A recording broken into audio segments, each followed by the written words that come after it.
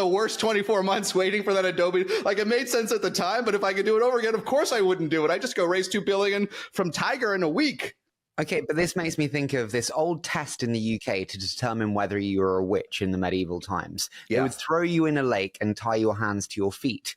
If you drowned, you were a witch. If you rose, if you drowned, you weren't a witch and you were free, but you were obviously dead. And if you rose, you were a witch and we'd burn you at the stake. It makes me think of that because do you want to go through the worst regulatory antitrust process that could kill your company with distractions? Or do you want to go through a long road to IPO, and then be under the intense scrutiny of public markets, have lockup periods, have short sellers, activist funds, and all the shit that comes with being public? Is this not two equally shit options?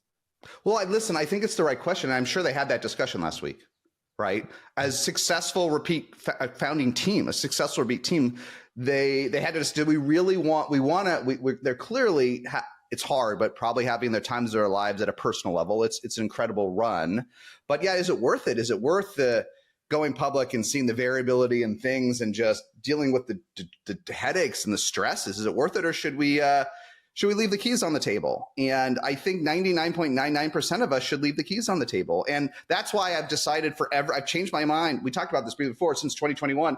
Every founder with a decent exit, I tell them to take it now, 100%. I tell them to take it for this reason. And listen, if they push back, that's great. Then I just help them get to the right conclusion. But I no longer am neutral when I talk to them. I tell, if the CEO called me and I say, take it. Not because I think it's 0 to 500 million, there's any need to. But that's how I challenge founders now, because look, it's just this distress of dealing with these activists and the drama. And, you know, the other stressful thing we're finally seeing is, you know, we never believed 10 years ago that so many SaaS companies could get to $1 billion in revenue. We didn't believe there was enough market for cloud software. It turns out there is.